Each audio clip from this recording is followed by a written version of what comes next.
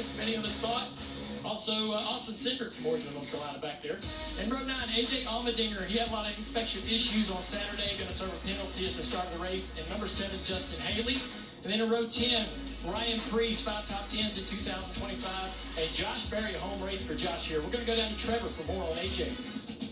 A.J. Allmendinger came into this weekend with all kinds of momentum after that 4th place finish at the Coke 600. But on Saturday, as they rolled that 16 Chevrolet out the pit road, NASCAR saw something going on with the splitter that they did not like, made them go back to the garage with that car, and then hit them with a penalty for unapproved adjustments. This team sits just 13 points below the cut line, and you're going to see the 16 car drop to the rear and then serve a stop-and-go penalty once the field takes the green flag. Essentially, a 1-lap penalty, not what you want to do for a team this close to the cut line for a 400-mile race. We'll keep an update on that penalty. Continuing with the grid in row 11, driving that iconic number 3 out of Richard Childress Racing is Austin Dillon. Next to him, Ty Gibbs in the 54. Shane Van Gisbergen will be next to Alex Bowen back in row 12. Kyle Busch, Carson Hocevar. A lot of excitement back here in row 13 as we watch those two try to move to the front. Zane Smith will be in row 14 next to Kyle Larson all the way back to 28. Cole Custer and Noah Gregson make up row 15. Marty. Mid-pack start for Alex Bowman in 24th, and he said, honestly, I feel like our practice pace was pretty good, maybe the best we've ever had at Nashville, but qualifying in that first group is so tough. He said, I'll admit, not my best track here at Nashville, but I think we'll race way better than we qualified. Thank you, Marty. And now we go back to row 16. Ty Dillon making his 500th NASCAR start. He's there with Daniel Suarez. Made his 300th start in the Cup Series last week. Row 17, you got Corey Heim, truck sensation, making his 2nd start of the year. Driving alongside Cody Ware at the beginning of this race. John Hunter Nemechek, 2 top 10s in the last 3 races. Row 18 is where he is with Todd Gilliland. And row 19 tonight, Riley Herbst, J.J. Yaley. Herbst, a rookie from Las Vegas. And rounding out the field tonight from Knoxville, Tennessee, is Chad Bencham in the 66.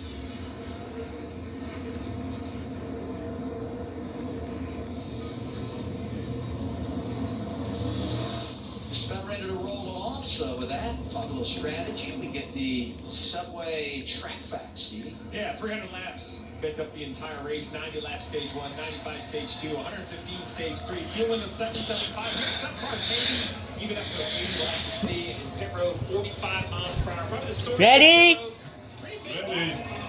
Well, look the fireworks. Really pay attention to the challenge. Oh, look the fireworks. The word this week for our entire group about Nashville Superspeedway was unpredictable. When you look at the starting lineup, 10 drivers Here they come. qualified inside the top 15 have not won this year. A victory puts you into the playoffs. Who gets it done tonight? I'm ready. Was Chase Briscoe. Outside of Danny, teammates to get us going as we put the Green flag is out. Boogity, boogity, boogity. Let's go racing it. Nashville Superspeedway. They're trying to get the bottom of the racetrack right there. Byron's going to fill that hole. Great launch by Briscoe. Big slide of the one of Chastain, 5 or 6 cars back, and that light blue Busch-like Chevy lost a couple spots. Restarts here could really be chaotic in that turns 1 and 2, and now the bump we talked about coming into play, and you see the cars bounce over it. Yeah, Troy, Christopher Bale got a little arrow tight side by side for 3rd place right there. Reddick and Byron. Here's the 16 car, A.J. Allmendinger, come down pit road, Steve. Yeah, Trevor told us issues of inspection, a stop, and a go. No service allowed. We'll see when the 16 rejoins the pack. It'll definitely be a loss of 1 lap and probably be behind the field. He's looking for a quick yellow. That would save this 16 car. Really good battles back here in the field. And 5 car of Larson trying to find his way through the front. And here comes the 16 off pit road. Going to probably lose a lap here easily. As the field goes by, what a helpless feeling. They got a long night, though. I said that losing 1 lap makes me feel good because with the stop and go, the 5 car, Larson's up the racetrack in turn 2. Slowing off the pace. There's an issue with his car. That's unfortunate. You've gone from 28th to 23rd. Back up to speed. Not sure if he just got loose and up out of the groove, but gathered the car back in, trying to get going again. All the way to the tail of the field now, just a couple cars behind him. Let's take a look. There's Larson on the outside, off into turn. Oh, look at that looseness. A little bit loose, gets a little contact. So he gets loose into one. The 54, he's about to run over the 54, so he's out of the gas, trying to correct the car. And he gets run over. And Ross right here on the initial start. He gets loose as well, right up in front of Brad Keselowski. Good reaction to the 6 car there. By the way, those are 2 drivers that have won here at Nashville. It speaks to how challenging this place is. Marty, what's up with Larson? Not a word, Adam, from Kyle Larson about what happened right there, but I think Junior nailed it. He just got way too free. And Junior, I'll go back to what he told me in the pre-race show. Starting that far back, he said, yes, we want to get to the front very quickly, but we have to be very smart about the positions we put ourselves in to gain those spots. So you got to wonder, Junior, would Larson now drive maybe a little more conservatively early in this race? Well, I think he knows he's got plenty of race car, and he's savvy enough, smart enough as a race car driver to know not to drive over his head in the situation. He's got a lot of traffic in front of him. He's going to have opportunities to beat a lot of these cars on pit road tonight. Plenty of people are going to make tons of mistakes to get more track position. So he's in good shape.